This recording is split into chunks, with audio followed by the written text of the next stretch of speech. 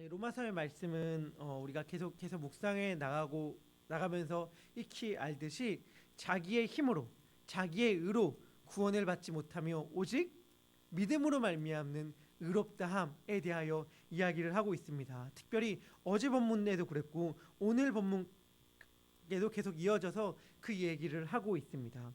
바울은 자신들의 노력으로 혹은 자신들의 행위로 아니라면 자신의 존재적 특별함, 난 처음부터 알 때부터 특별한 자야 하는 마음과 태도로 구원을 얻을 수 있다고 생각하는 자들을 고발하고 있습니다. 한번 생각했으면 좋겠어요. 우리가 쉽게 생각할 때 율법주의라는 말을 종종 듣지 않습니까? 율법주의는 율법으로 말미암아, 특별히 율법을 행함으로 말미암아 구원을 얻는다라고 쉽게 생각하잖아요. 그것을 율법주의라고 생각할 때 정말 우리가 실제적 삶에서 율법주의는 어떠한 양태로 드러나는가? 여러분 진짜로 우리가 누가 율법주의자인지 한번 생각해 보셨습니까? 누가 율법주의자냐면요, 율법을 지킴으로 말미암아 구원을 얻는다라고 믿고 행동하는 자가 율법주의자가 아니에요. 누가 율법주의자냐면요, 내가 지킬 수 있는 율법에 대해서는 타협이 없고 내가 지킬 수 없는 율법에 대해서는 무한정 관용적인 자들이 바로 율법주의자입니다. 율법주의는 쉽게 말하면 내가 지킬 수 있는 율법만 지키는 거예요. 그리고 내가 지킬 수 있는 율법을 지킴으로 말미암아 하나님 앞에 의롭다함을 받는다라고 생각하는 자가 바로 율법주의자예요. 왜냐하면 바울이 고발하듯이 우리 모두 알고 있기 때문이죠. 율법을 지킬 수 있는 사람은 아무도 없기 때문이에요. 그렇기 때문에 율법주의자가 이 땅 가운데 살아남을 수 있는 방법은 지킬 수 있는 것만 지키는 것이죠. 오늘 본문 5절은 너무나도 유명한 레위기 18장 5절의 말씀을 인용하면서 시작합니다. 어떻게 시작하죠? 모세가 기록하였으되 율법으로 말미암는 의를 행하는 사람은 그 의로 말미암아 살리라. 율법을 행하면 삽니다. 이것이 하나님의 증언입니다. 하지만 문제는 무엇입니까? 우리 중 아무도 율법을 행할 수 있는 자가 없다는 것이죠. 그렇다면 율법으로 말미암아 행함을 얻을 수 있다고 믿는 자들이 취할 태도는 무엇이냐면 타협이에요. 타협. 내가 지킬 수 없는 율법에서는 타협하는 것이죠. 그렇기 때문에 오늘 6절부터 7절은 그러한 내용을 이야기하는 것 같습니다. 믿음으로 말미암는 의가 꾸짖어요. 믿음으로 말미암는 의가 꾸짖는다면 누구를 꾸짖겠습니까? 자기 행위로, 율법으로, 존재적 특별함으로 말미암아 나는 구원을 얻을 수 있어 라고 말하는 자들을 꾸짖겠죠. 그런 자들을 율법주의자라고 우리가 통칭할 수 있다고 본다면, 율법주의자들이 뭐라고 말하기에 믿음으로 말미암는 의가 꾸짖냐면, 율법주의자들은 이렇게 이야기한다는 거예요. 뭐라고 얘기하냐면 내 마음에 누가 하늘에 올라가겠느냐, 이렇게 말한다는 겁니다. 누가 하늘나라에 갈 수 있겠어, 이렇게 말하는 사람을 믿음으로 말미암는 의가 꾸짖는다는 거예요. 왜 어떻게 꾸짖냐면, 그렇게 말한다는 것은 그리스도를 모셔 내리려는 것이요, 누가 무정에게 내려가겠느냐, 이것 역시 율법주의자가 말하는 것이죠. 누가 무정에게 내려가겠느냐라고 하는 것은 그리스도를 죽은 자 가운데서 모셔 올리려는 것이다. 이 말을 이렇게 쉽게 이해하시면 편할 것 같아요. 뭐냐면, 누가 하늘로 올라가겠어? 누가 모든 율법을 다 지킬 수 있겠어? 다 못 지켜. 율법을 다 지킬 수 있는 분은 없어. 예수님이라면 모를까? 없어 라고 말하는 자들 있지 않습니까? 그러한 자들을 고발하는 거예요. 그러한 자들의 태도는 뭐냐면, 우리는 율법을 지킬 수 있는 인간은 아무도 없기 때문에 안 지켜도 괜찮아, 어느 정도는 하나님께서 봐주실 거야 라고 이야기한다는 것이죠. 마찬가지로 누가 무정에 내려가겠느냐, 누가 지옥에 내려갈 수 있겠어? 율법을 안 지켰다고 지옥에 내려간다면 지옥에 안 내려갈 사람 아무도 없을 거야. 그러니까 율법 몇 개 어겨도 상관없어 라고 생각하는 것들, 의식적으로나 무의식적으로나 그렇게 주장하는 것은 뭐죠? 예수님이 죽을 필요가 없는 거잖아요. 우리의 죄로 말미암아 죽을 필요가 없죠. 왜? 죄 안 짓는 인간들은 아무도 없으니까. 저는요, 이러한 태도가 율법으로 말미암는 의, 나의 힘으로 말미암아 구원을 얻을 수 있고 나의 힘으로 말미암아 의롭다함을 얻을 수 있다고 생각하는 사람들이 자연적으로 도달하는 결론 같아요. 죄 안 짓는 사람이 어디 있어? 죄 안 짓는 사람이 어디 있어? 이렇게 말하는 사람이 오히려 율법주의자인 경우를 발견합니다. 율법주의의 극단이에요. 죄 지면 안 돼, 죄 지면 못 받아, 이렇게 말하는 것도 율법주의자지만요, 죄 안 짓는 사람이 어디 있어 라고 말하는 것도 율법주의자예요. 사실은 우리는, 성경은 이야기하잖아요. 우리들의 모든 죄를 예수 그리스도께서 용서하셨기 때문에 우리는 죄 가운데 더 이상 살 수 없는 자가 되었습니다. 우리의 지체를요, 죄에게 무기로 내주지 않고 의에게 무기로 내줄 수 있는 자가 되었음에도 불구하고 끊임없이 타협하는 것이죠. 예수 그리스도로 말미암는 의가 아니라 나의 노력으로 말미암는 구원, 의를 주장하다 보니 안 되는 영역이 발견하고 안 되는 영역에선 타협하기 때문에 그렇습니다. 그런데 그렇다면 성경이 바울이 말하는 거가 무엇입니까? 우리들의 노력으로 말미암아 구원을 얻을 수 없다면, 율법을 다 지킬 수 없다면 어떻게 되는 것입니까? 바울이 그래서 4절에서 이렇게 말하잖아요. 그리스도는 율법의 마침이 되신다. 그리스도는 율법의 완성이 되신다. 그렇기 때문에 우리는 그리스도를 오직 믿음으로 말미암아 구원을 얻는 것이라고 바울은 그렇게까지 계속해서 강조해서 얘기하는 거예요. 바울이 그 뒤에 그리스도를 믿음으로 말미암는 의, 그리스도를 믿음으로 말미암는 구원에 대하여 이야기를 합니다. 바울은 8절에서, 오늘 본문 8절에서 신명기 30장의 말씀을 인용합니다. 신명기 30장 11절부터 14절까지의 말씀을 제가 한번 천천히 읽어보도록 하겠습니다. 내가 오늘 내게 명령한 이 명령은 내게 어려운 것도 아니요 먼 것도 아니라 하늘에 있는 것이 아니니 내가 이르기를 누가 우리를 위하여 하늘에 올라가 그의 명령을 우리에게로 가지고 와서 우리에게 들려 행하게 하려 할 것이 아니요 이것이 바다 밖에 있는 것이 아니니 내가 이르기를 누가 우리를 위하여 바다를 건너가서 그의 명령을 우리에게로 가지고 와서 우리에게 들려 행하게 하려 할 것도 아니라 오직 그 말씀이 내게 매우 가까워서 내 입에 있으며 내 마음에 있은즉 내가 이를 행할 수 있느니라. 신명기 30장 14절에 이 말 30장 11절부터 11절의 말씀을 가져와서 바울이 지금 왜 설명을 하는 걸까요? 바울이 이렇게 설명하는 거잖아요. 이 율법의 말씀이 내게 있으니까 이건 지키기 어려운 것이 아니야. 이렇게 말하는 거잖아요. 율법을 다 지키면 행할 수 있다고 얘기한 다음에, 행할 수 있는데 행할 수 있는 자가 아무도 없다고 얘기한 다음에 다시 신명기의 말씀을 인용하면서 바울은 이렇게 얘기하는 거예요. 이거 어려운 거 아니야. 지킬 수 있어. 행할 수 있어라고 하나님께서 말씀해 주셨어. 이게 무슨 뜻일까요? 신명기 30장은 어떤 배경 가운데 선언되어진 말씀이냐면 모세가 하나님의 율법을 가지고 와서 이스라엘 백성들 가운데 선포합니다. 그리고 우리가 너무나도 유명한 신명기 27장 말씀, 에발산과 그리심산에 각각 지파들을 세워요. 뭐 시므온, 레위, 유다, 이사갈, 요셉, 베냐민 지파는 축복의 말씀이 선포되는 그리심산에, 나머지 지파는 에발산에 세운 다음에 뭐 아멘하라고 외치잖아요. 그 다음에 율법의 말씀을 다 지키는 자는 받을 축복에 대해 쭉 얘기하고 지키지 못할 자는 받을 저주에 대해 쭉 얘기하는데, 우리가 쉽게 잘 알고 있죠. 지키면 받을 축복은 1절부터 14절, 어겼을 때 받았을 저주는 15절부터 68절까지 저주의 목록이 말도 안 되게 크게 길게 나타납니다. 그 다음에 다시금 29장에서 모세는 한 번 더 율법의 말씀을 어겼을 때 받을 저주에 대하여 경고의 말씀을 선포하고 있거든요. 그 맥락 가운데 나오는 말인데, 그 경고의 말, 최종적 저주의 핵심은 뭐냐면 유배예요. 유배. 하나님께서 약속하신 땅에서부터의 쫓겨남, 하나님께서부터 약속하신 땅에서부터 하나님께서 쫓겨날 것임을 이미 레위기 26장이나 신명기서에서 선언하여 주셨어요. 너희가 율법의 말씀을 안 지키면 쫓겨날 거야. 그런데 왜 쫓겨내냐면 말씀을 안 지켰기 때문에 쫓겨나서 벌받고 거기서 저주받고 죽어라가 아니에요. 쫓겨난 그 땅에서 마음의 할례를 받아 딱딱하던 마음이 낮아지고 주님 제가 잘못했습니다 라고 자복하는 마음이 만들어진다는 거예요. 유배당한 그 땅 가운데서. 그러한 마음이 됐을 때 하나님께서 어떻게 하냐면 다시 그들을 부르신대요. 그리고 율법의 말씀을 주는데 이제 내가 내 법을 내 마음에 새겨서 내 마음에 할례를 받게 하여서, 예레미야서의 말씀을 빌린다면 내가 내 생각을 너희 마음 가운데 두어서, 에스겔서의 말씀을 빌린다면 내가 너희 법을 너희 가운데 두어서 내가 지키게 하겠다. 네가 아니라 내가 그 가운데서 지키게 하겠다라고 말씀하시는 것이 바로 이 신명기서의 말씀이며 예레미야서, 에스겔서의 말씀인데, 지금 그 배경 하에서 말하고 있는 것입니다. 바울도 이미 로마서 2장에서 마음의 할례에 관해서 말을 했잖아요. 무슨 말이냐면 이전의 율법을 너의 힘으로 너의 공로로 지키려고 할 때에는 결국엔 하나님의 저주의 경고를 피할 수 없었어요. 그런데 하나님의 저주가 임한 다음에 유배된 그 땅 가운데서 나는 죄인입니다, 나 할 수 없는 자입니다 라고 고백을 하니까 하나님께서 어떻게 하냐면 내가 내 법을 그 마음 가운데 새겨줌으로 말미암아 이제부터 내가 율법을 행하는 것이 아니라 내 안에 내 생각, 성령께서 율법을 행하게 하신다. 내 영이 율법을 행하게 함으로 말미암아 율법을 지킬 수 있게 한다 라고 말한 배경을 끄집어내면서 율법의 말씀은 어려운 것이 아니야, 지킬 수 있는 거야. 어떻게? 그리스도 안에 거함으로 말미암아 성령님을 따름으로 말미암아 지킬 수 있다고 바울은 이야기하는 거예요. 그래서 뭐라고 얘기하냐면 이렇게 얘기하잖아요.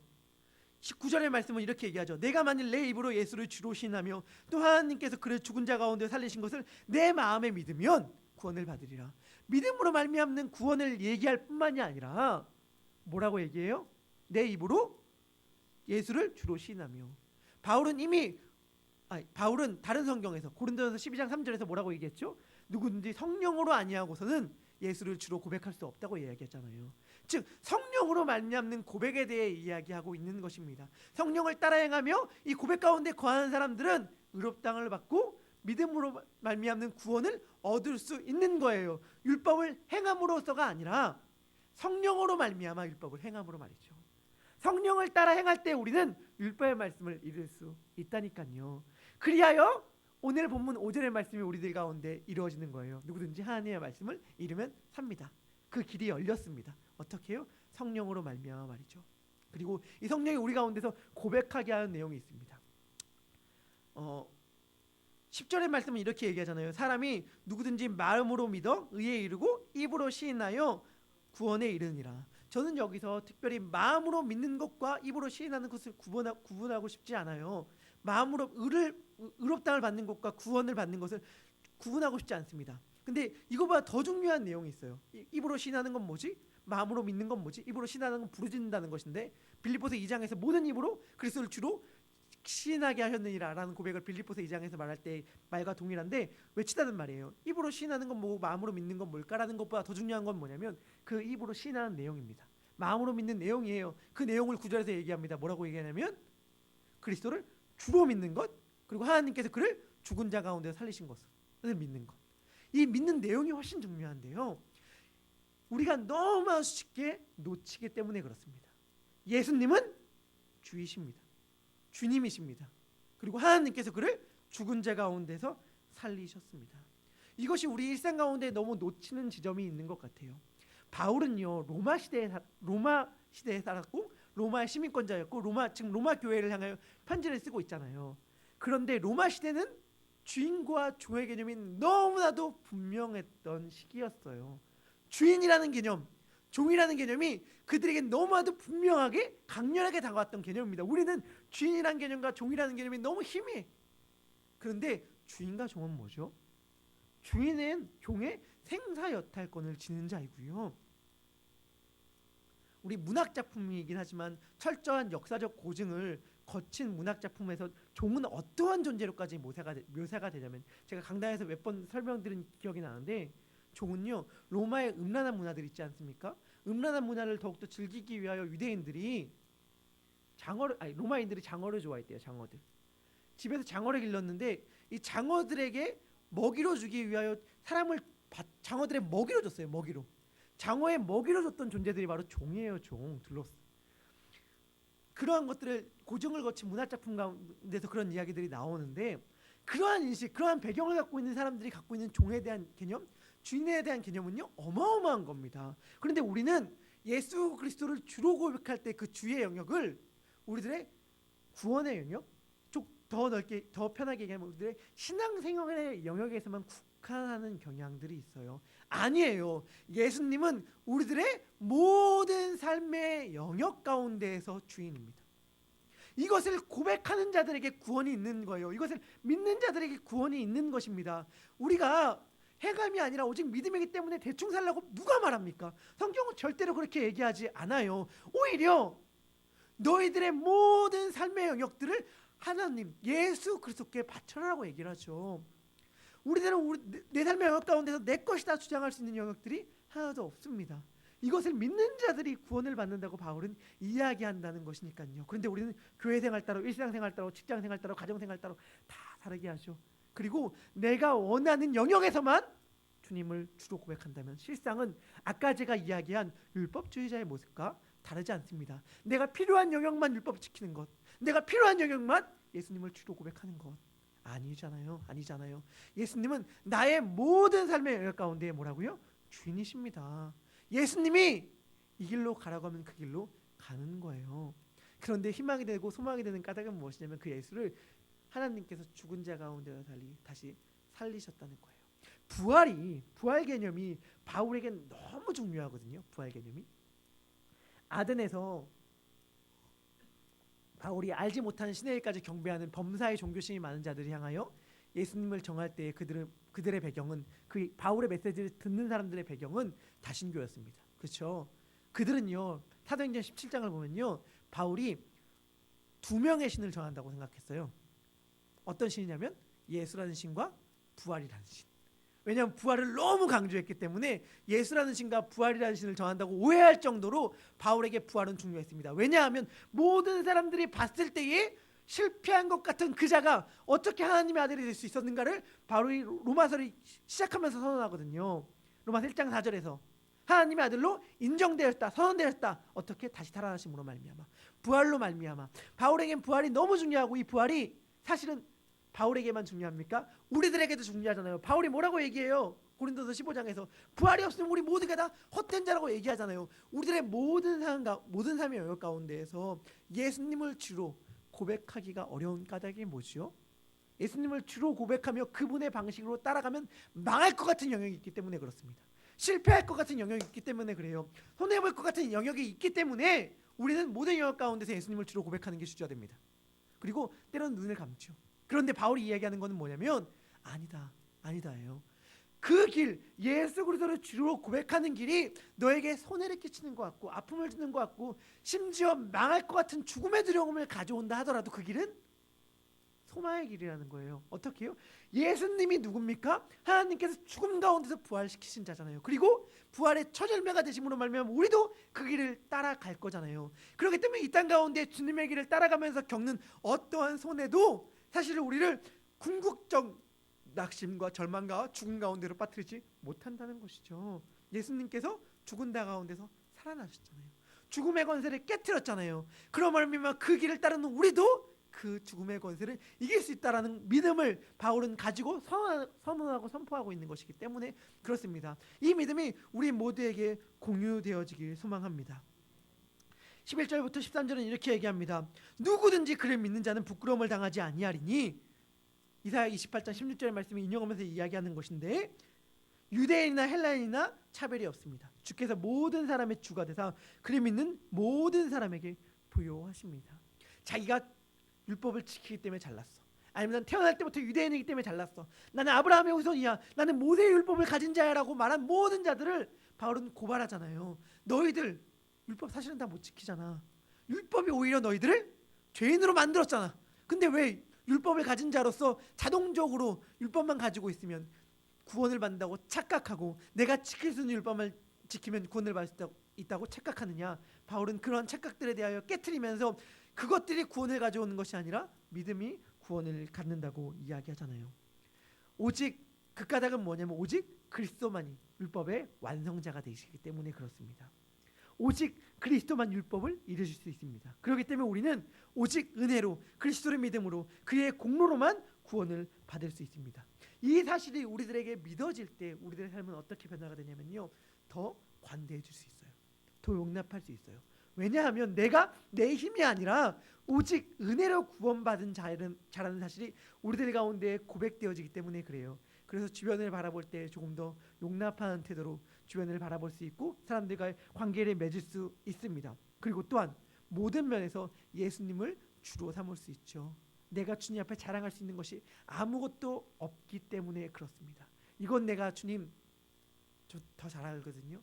이건 내 힘으로 한 거거든요. 이건 내 공로로 한 거거든요. 라고 말할 수 있는 영역을 하나님께서 한 영역도 남겨두지 않음으로 말미암아 우리는 모든 길에서 예수님을 주로 고백할 수 있습니다. 그 길을 걸어갈 때에만, 그 길만이 진정한 생명의 길이고 사망 권세를 깨트린 길입니다. 오늘 하루 우리들의 삶 가운데 주님을 모든 영역에서 주로 고백함으로 말미암아 예수 그리스도를 주로 고백함으로 말미암아 이 생명의 길을 걸어가는 우리 모두가 되기를 주님의 이름으로 축복합니다. 기도하겠습니다. 주님, 입으로는 예수님을 주로 고백한다고 하지만 실상은 우리들의 신앙의 영역에서만, 구원의 영역에서만 예수님을 주님으로 고백하고 우리들의 일상의 영역 가운데에서는 내가 주인이 되는 경우가 얼마나 많은지요. 이러한 모든 나의 잘못들을 주님 회개합니다. 용서하여 주시옵소서. 성령님을 따라 행함으로 말미암아 하나님의 말씀을 이루는 삶, 나의 모든 삶의 영역 가운데서 예수님을 주로 고백하는 삶을 살게 하여 주시옵소서. 그리하여 오늘 나를 만나는 모든 사람들이 내 안에 계신 예수님을 만나게 하여 주시고, 내가 말을 할 때 예수님께서 말을 하는 것처럼, 내가 행동을 할 때 예수님께서 행동을 하는 것처럼 행할 수 있도록, 말할 수 있도록 주님 오늘 저희들의 삶을 붙들어 주시옵소서. 주님께서 그렇게 우리들의 삶을 이끄시고 인도하실 줄 믿고 감사드리며 예수님의 이름으로 기도합니다. 아멘. 하늘에 계신 우리 아버지여,